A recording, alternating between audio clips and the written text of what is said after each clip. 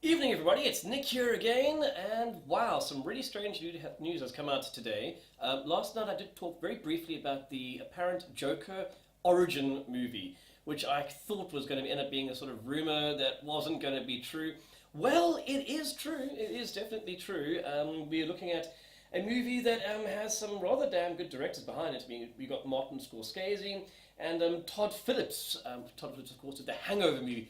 What a strange combination. You got somebody who did Shutter Island, which was a fantastic movie, and Todd Phillips, who did The Hangover. And apparently they're going to be making a movie which is going to be sort of gangster-like, a sort of hard-boiled gangster thing, kind of reminding me in my head right now of Gotham. So we've really got a backstory, a kind of the Joker in Gotham, the series.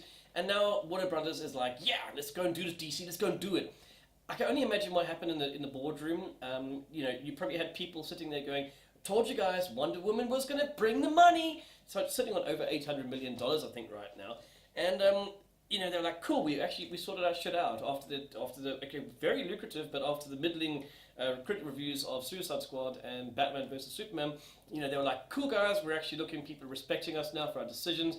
And then you've got these guys probably rolling their sleeves up and like, hold my beer, let's go and do a Joker origin story. Now, Joker hasn't been really looked at in as far as his origin is concerned for over 70 years for good bloody reason. The guy's supposed to be like an enigma, a nemesis of Batman that doesn't have a sort of human background in, but at the same time he isn't supernatural. He's just batshit insane. And now they want to give us a background to it. I don't want to see his background. I want to make up my own background to whether it's Jack Nicholson playing him, Jay Liotta, which we'll get to just now, because apparently he won't be playing this particular role, and and of course my favourite Heath Ledger. I don't want to know what makes them mad. They just are. But now we have to go through this whole bullshit thing because ching ching, cash cow. I don't know, man. I really don't think this is a good idea from Warner Brothers and DC. Maybe they'll spin something out of it. Maybe it'll work. I don't see it as working, as I was saying last night. Now, just to make this worse, they are pushing even more from the Joker side of things, and now apparently they are making a Joker and Harley Quinn movie. So kind of like a How They Fell in Love movie, which goes even further than the stupidity of having the Joker's own origin. Now we're going to watch the Joker torture a woman and break her psychologically to the point where she becomes a sociopath too. I don't see how this is going to work, especially with a duo of people. The two directors, apparently they've actually chosen two directors now. I'm going to try and get their names right, Glenn Ficarra and John Requa, who were known for Crazy Stupid Love Story, something along those lines. And they describe this as being an insane and twisted love story, like a When Harry Met Sally on Benzedrine, which is a sort of a painkiller which people lose their shit. I think that's what Dr. House was on constantly, Really? We're going to, okay, don't get me wrong, Margot Robbie was brilliant as Harley Quinn. I think she was fantastic. Jared Leota's portrayal of the Joker is extremely divisive. I think he did have some quite nice scenes in there. I think he was let down by the film that he was in, which wasn't particularly great. He was let down by the fact that his dialogue was not great either. He was let down by himself, I think, by overacting with his characters. But also the director is whacking him into a circle of knives. You can imagine the Joker sitting there and putting knives down. I can't imagine him doing that at all. A lot of people didn't like him, and he was given 11 minutes in the movie as a whole. Of course, Robbie Gobby. What am I talking about? She was fantastic. Okay, Margaret Robbie, that's the one. She was absolutely brilliant. Sorry, it's been a long day. And I think universally praised as being a crazy Harley Quinn and pulling it off so damn well in a movie where not that many people pulled it off. Will Smith did a very good job there. So now they're going to put these guys into a movie where they are going to be like crazy and in love from people who literally have done movies called So Crazy Stupid Love. I'm sorry, I don't see how this is supposed to work. How is Warner Brothers and DC upping their game here? It sounds like they were just given a whole bunch of money and said, go, run, what do you want to do? Joker movie origin, Joker movie love story. And they just went nuts with it? Fuck, what the hell, guys? Really? At least see whether the next movie is going to be a good one, whether it's going to make money, whether the critics are going to like it. You've got 1 out of 3 right now. 1 out of 3. Wonder Woman, great movie. As I said, Batman and versus Superman and Suicide Squad, not such great movies. And you were very lucky that that movie, that Wonder Woman, was great because you guys did something completely different. You got a female director who didn't have to cut a whole bunch of script and stuff because she directed it beautifully and she had people working together beautifully and there wasn't an abomination when it came to the editing room or having to do reshoots. I mean, shit, we haven't even seen the next movie yet, one that has been taken over by Josh Whedon from Zack Snyder, and he's already changed the ending.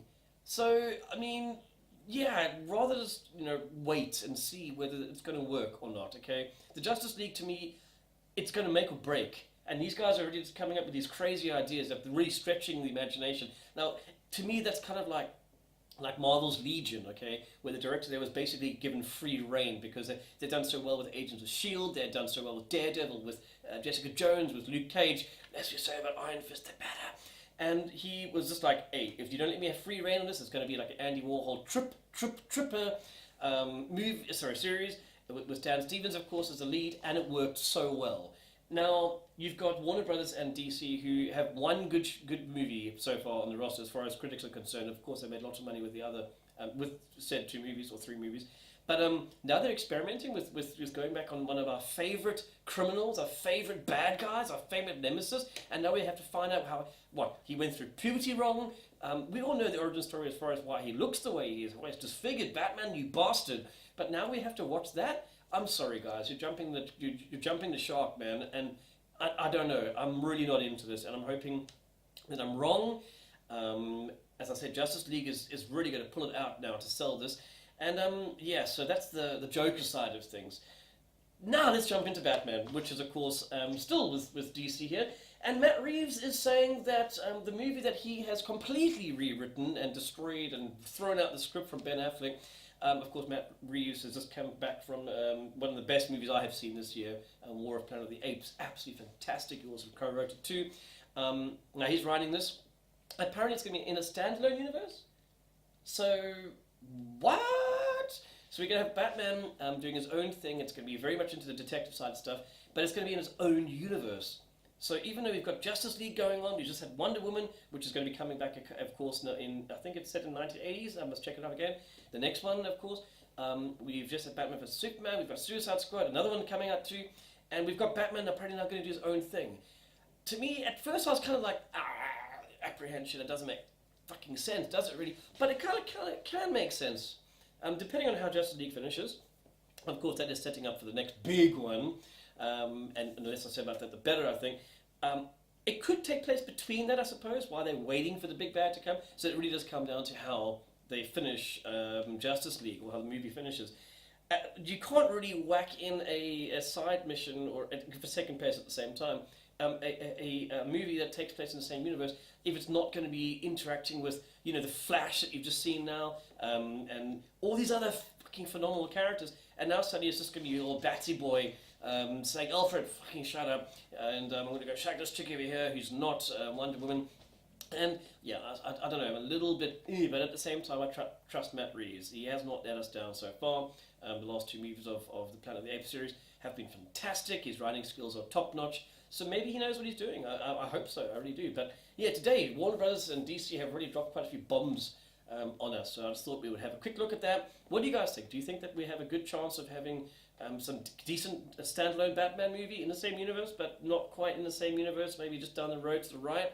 And what do you think about this whole Joker? Do we need a Joker Origins? And do we need a Joker love story? I thought we just had that in Suicide Squad, because that's all he bloody did. Oh, I love you, push, that, and come back crazy, woohoo!